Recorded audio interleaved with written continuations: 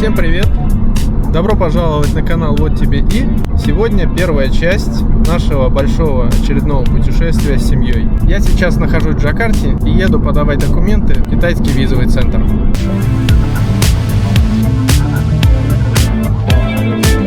У меня с собой были паспорта и пару скриншотов из переписок с визовым центром с объяснительными. В одном из них объяснялось, почему у нас есть отчество.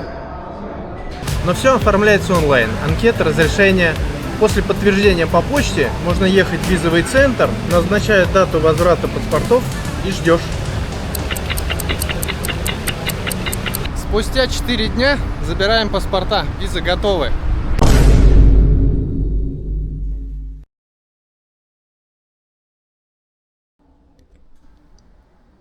Ну, представляете себе? Тут-то новость. Ладно, едем дальше. Останется только собрать чемоданы, дождаться даты вылета. Ну а потом все просто. Немножко аэропорта, немножко самолета. И мы оказываемся в Китае. Аэропорт Пудун, город Шанхай. Так что пойдемте изучать Китай вместе.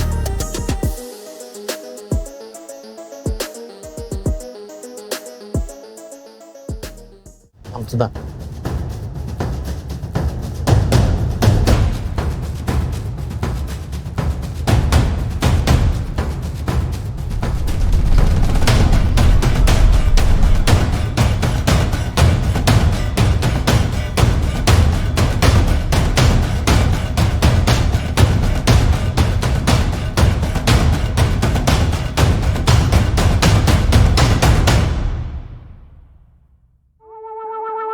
С Джакарты мы летели примерно 6 часов, вылетали около полуночи, поэтому рассвет встречали прямо в самолете, пролетали над еще с ночными огнями города, очень красиво. Приземлились хорошо, проверки, все эти отпечатки пальцев, заполнение всяких документов прошли за полчаса, и уже минут через 30 после посадки мы получили багаж. На въезде надо было заполнять небольшую декларацию, но у нас было онлайн заполнено, поэтому там перед этими всеми стойками регистрации был аппарат, куда надо было отсканировать QR-код, выданный после электронного заполнения. И он выдавал уже готовую бумажку со всеми заполненными данными. Надо было только расписаться. И все, прошли миграционный контроль, получили чемоданы, и вот мы уже в Китае. После миграционного контроля можно было найти пару мест, где можно было приобрести сим-карты. Я сфотографировал прайсы, в одном месте даже была небольшая очередь и рекламка на русском языке. Вот. Но обычно в аэропорту это все дороже, и сим-карты мы купим уже в городе. Но также заранее мы приобрели и роуминг на свои сим-карты, потому что многие сервисы, которыми мы привыкли пользоваться, на китайском интернете не работают. Еще, кстати, забыл упомянуть, что ни на каком контроле не проверяли ввозимые аккумуляторы. С недавних пор в Китае нельзя ввозить внешние аккумуляторы без сертификата 3C. Но, конечно, лучше не рисковать, и если везешь с собой пауэрбанк, то лучше сразу с сертификацией. Но можно купить и в самом Китае пауэрбанк. Во всех официальных магазинах продаются пауэрбанки уже с этим сертификатом 3C. Плюс они тут еще и подешевле.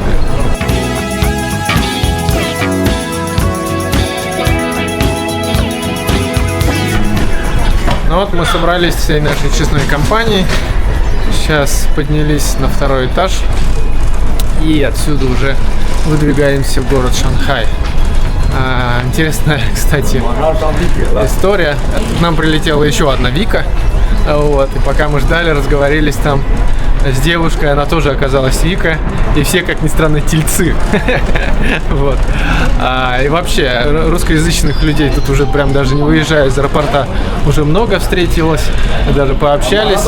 И плюс еще много есть что на русском языке. К нам подошла одна девушка и сказала, не вы ли из сервиса «Созвездия». Там напротив была табличка, Вот, она предположила, что это мы, а оказались, что не мы. Там стоял китаец, их встречал, который тоже немножко разговаривал по-русски с ними. Вот, в общем, русский язык тут присутствует. Все, направляемся в сторону метро и едем в город. Поскольку у нашей подруги не было зарубежной банковской карты, которую можно было бы привязать к приложению Alipay и оплачивать поездки в общественном транспорте прямо со смартфона через QR-код, она оформила транспортную карту сразу в аэропорту. Стоимость самой карты 20 юаней, там же и пополнила. Кстати, она возвратная, ее можно вернуть и получить обратно те самые 20 юаней, но остаток на балансе, увы, сгорает. Совершила покупку она при помощи российской карты из Россельхозбанка с платежной системой UnionPay и оплатила транспортную карту через терминал, но это в аэропорту. В целом же в Китае терминал встречается не так часто, в основном в продуктовых магазинах и торговых центрах. Да и зарубежная карта срабатывает далеко не везде. И вот вы спросите: Саша, как же тогда быть? Как расплачиваться в Китае? А я вам отвечу: если у вас есть зарубежная карта и ее можно привязать к Alipay, и она работает, то большинство проблем с оплатой исчезнут. Сможете себе оплатить от чашки кофе и вплоть до билетов на поезд. Но иногда банки могут отказать транзакции, что с нами и случилось. Но об этом я расскажу в этой серии чуть позже. Кстати, пополнить баланс Alipay можно только с китайской банковской карты. Но я могу поделиться парой советов, как это сделать, будучи туристом. Во-первых, можно найти в телеграм-каналах людей, которые за небольшую комиссию, в нашем случае это было 4%, переведут вам деньги с зарубежных карт на Alipay. Также эта схема возможна и для карт российских банков. Но есть и беспроцентный способ, но чуть более запарный. Когда вы совершаете покупку в магазинах или ларьке и расплачиваетесь за товар или услугу наличными, можно попросить, чтобы сдачу вам перевели на Alipay. Понимаю, это соглашаются не все, но эта схема 100% рабочая, и эти деньги на балансе Alipay могут вас выручить в самый нужный момент. Также нам один раз удалось поймать случайного прохожего, который согласился взять у нас наличные и перевести соответствующую сумму на счет нашей подруги. Но об этом всем мы узнали чуть позже, во время путешествия. А пока мы мчались на скоростном метро из аэропорта в центр Шанхая и беззаботно разглядывали виды и перспективы новой для нас страны.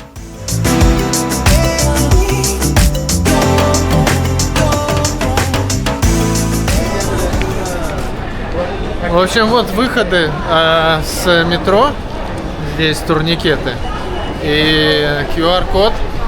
Если по приложению QR-коду заходишь, то, соответственно, по нему и надо выйти. Там есть специальная кнопка и QR-код для выхода.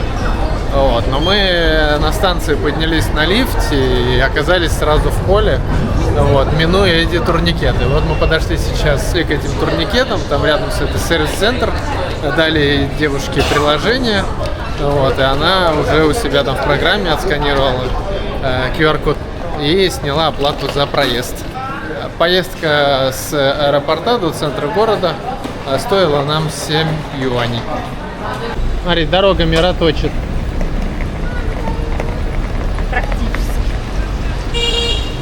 Так, ну в общем, прокатились на метро. Сейчас идем до нашей квартиры, апартмента. Мы не отель взяли, а апартмент с кухней, чтобы можно было готовить еду. И, в общем, очень жарко сегодня. 36 градусов. Ощущается как 42. Вот. Завтра должно быть попрохладнее. Вчера было вообще 38. Вот. В общем, первое впечатление от города. Очень много людей. Вот. Очень много машин, плотный трафик.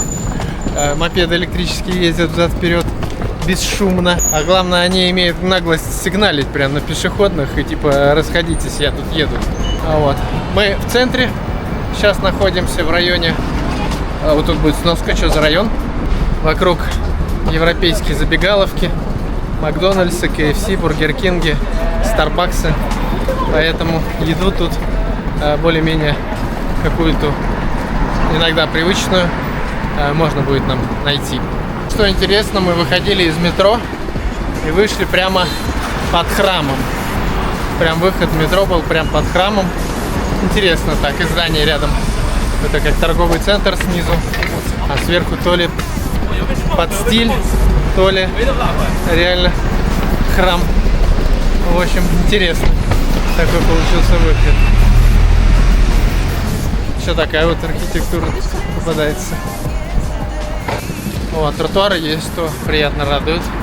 И даже с учетом заставленными велосипедами пройти есть возможность с чемоданом. Торговые всякие магазинчики красивые. Такая интересная двух-трехэтажная архитектура. Вот, с какими-то такими заулочками жилыми. Такое ощущение. Ну и магазинчики тоже такие симпатичные, аутентичные. Вот, традиционненькие. Все, наконец-то подобрали код, прислали другой код. Так, такая вот комнатушка. О! Здесь такая кухня, столик на троих, тапочки гостевые. Здесь столик такой, диванчик, столик, столик, столик. Вот снизу две кровати. И сверху одна кровать. Так, не сразу заметил, есть еще вот, оказывается, такая вот штуковина. Это проектор. С этой стороны экран. Есть возможность будет, может, что посмотреть. А здесь вот, значит, туалет и ванная, душевая. Да, ну такая неплохая душевая, стиральной машиной, раковина. 1 hour later. Ну все, в общем, мы заселились, какое-то время в квартире пробыли, перевели дух с дороги, обмылись, в общем, вещи разложили, все необходимые процедуры после заселения сделали. И пока всем этим занимались, в городе Шанхае вот прошел дождик. Вот, кстати, смотрите, троллейбус.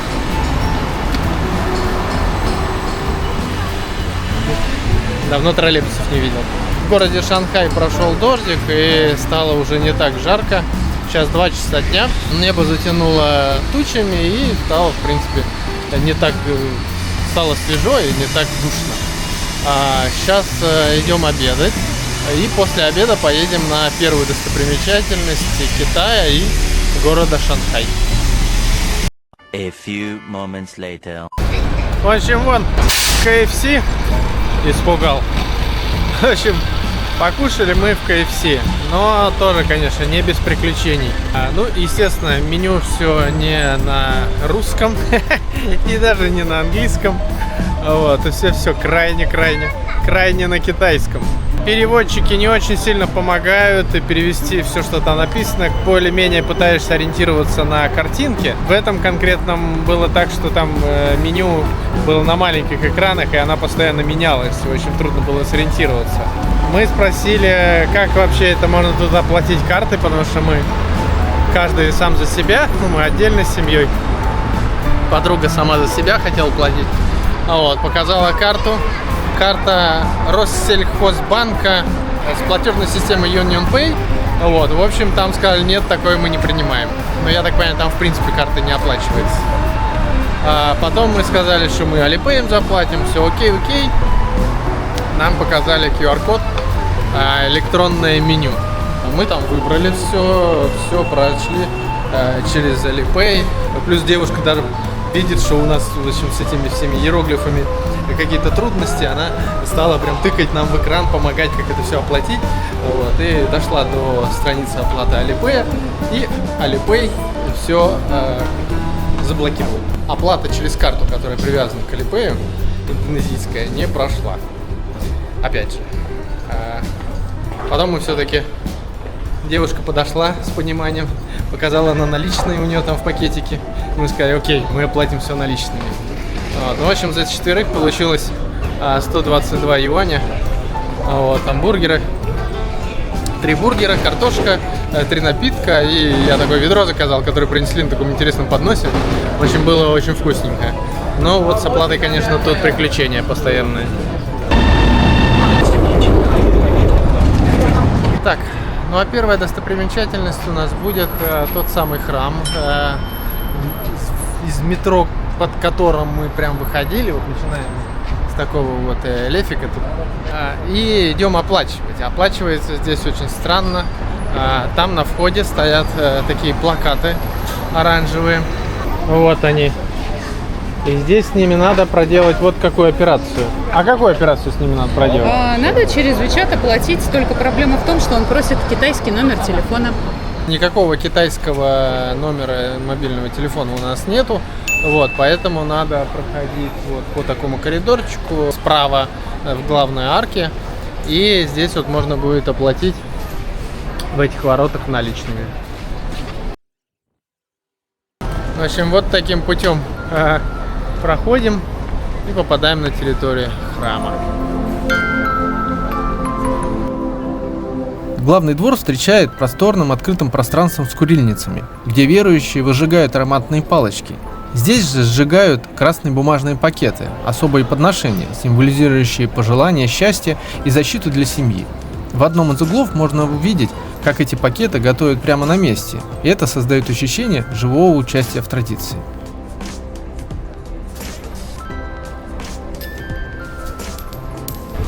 А вот народ тут на удачу, значит, бросает монетки, пытается вот в этот чан закинуть монетки, и даже многим удается.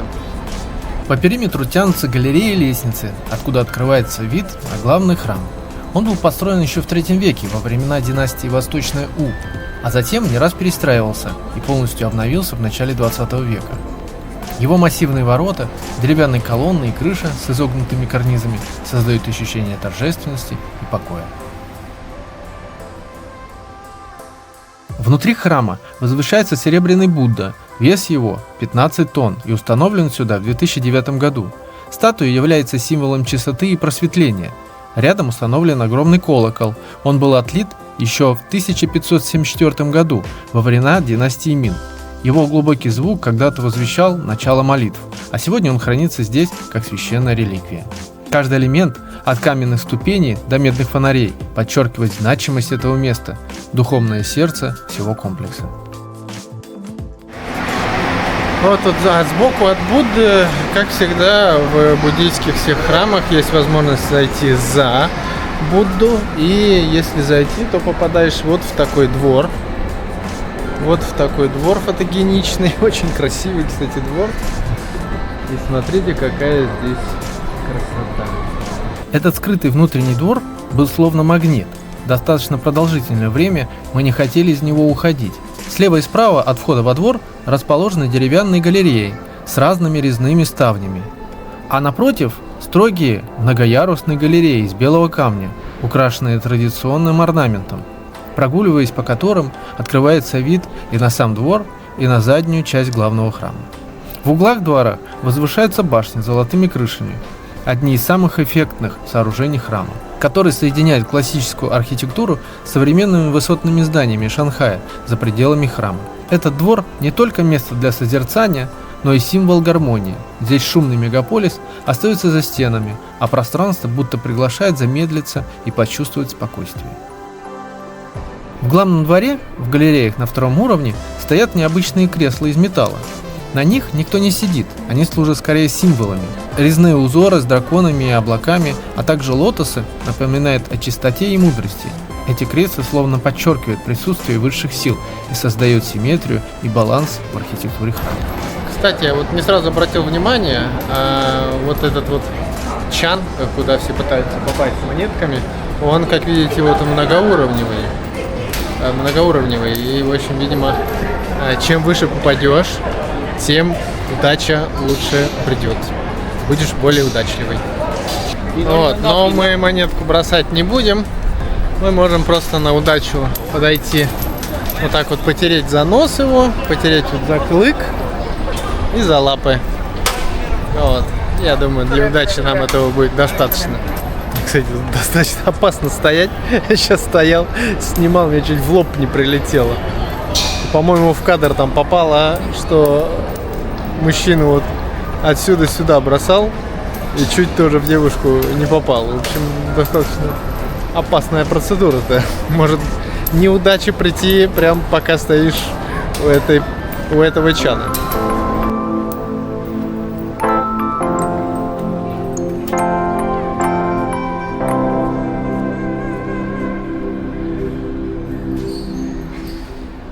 После посещения храма мы сели в парке напротив, пытались разобраться с нашими финансовыми проблемами. Карта, привязанная к Alipay, не работала, а банк не отвечал на запросы.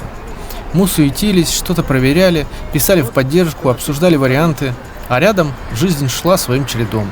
Люди гуляли, смеялись, И недалеко от нас играли трое уличных музыкантов на губных гармошках. Они явно получали удовольствие от того, что делают, и их музыка будто напоминала: можно прожить эти моменты жизни по-другому, спокойнее, без суеты и намного беззаботнее.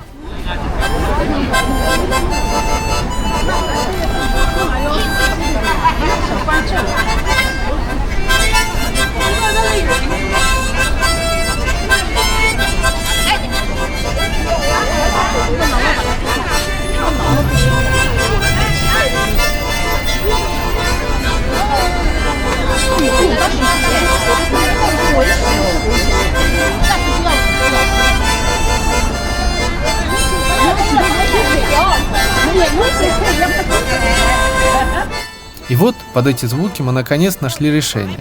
Неожиданное, но, похоже, единственное возможное для нас в тот момент. О нем я расскажу чуть позже. А пока, решив вопрос с деньгами, мы заглянули в магазин с европейскими товарами и направились домой.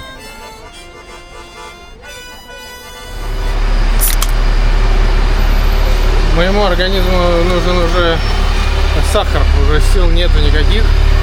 Уже вечер, мы едем домой, где-то примерно сейчас пол-восьмого вечера. Все, силы уже заканчиваются. Идем в сторону дома. Зашли, кстати, после всех храмов за продуктами. Вот, закупились примерно на 400 юаней. Вот, сейчас, кстати, покажу, что мы купили на эти деньги.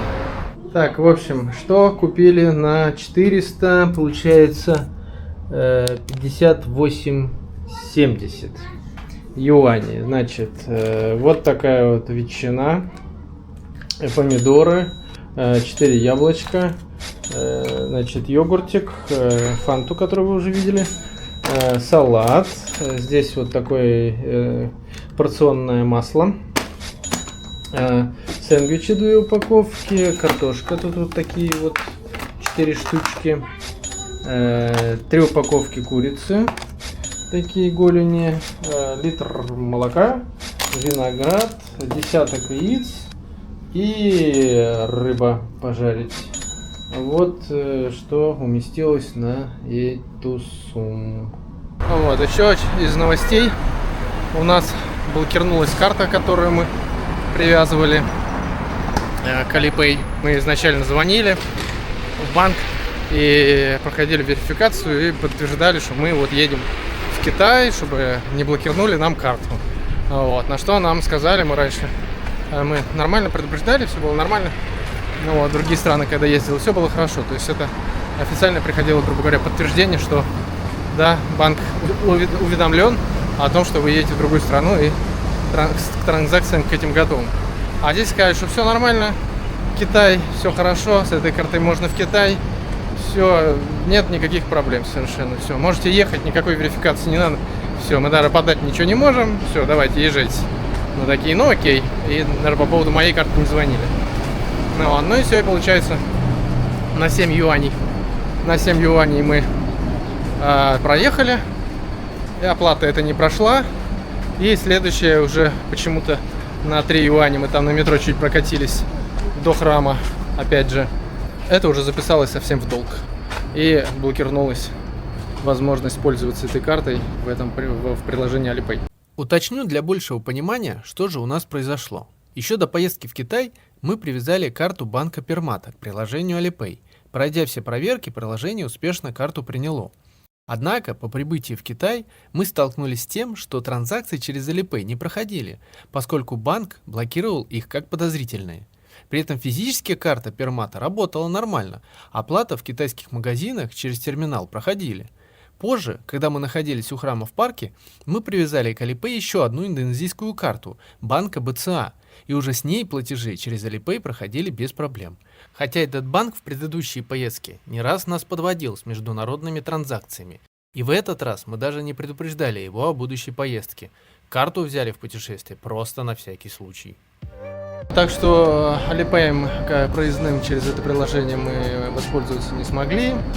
Alipay в едальне мы воспользоваться не смогли. Я так понимаю, на всякий случай надо иметь всем, кто привязывает карты и приезжает, все равно не факт, что она заработает. Даже если пройдет все необходимые верификации для привязывания к этому приложению. Так что вот имейте в виду. И, ну, в общем, вот у жены заработало приложение, а карта-то одна. У меня такой от этого банка карты нету. Я купил себе транспортную карту, как вот подруга с утра покупала. 20 юаней сама карта стоит, и 50 юаней закинули для использования. И купили еще одну транспортную карту на всякий случай. Такую даже невозвратную, красивенькую, с рисуночком. Вот на всякий случай решили себя, ну и останется такой небольшой сувенир, потому что за 20 тысяч обычно ее можно потом вернуть. Вот так вот закончился наш первый день. На завтра, на следующую серию у нас будет очень интересная экспириенс. Мы пойдем в очень необычный ресторан. Сам пока не очень знаю, что от этого ожидать, но думаю, будет очень интересно в таком поучаствовать. Подписывайтесь, ставьте лайки, пишите пару комментариев. Также подписывайтесь на мой Инстаграм, на мой Телеграм. Все, всем счастливо, всем пока.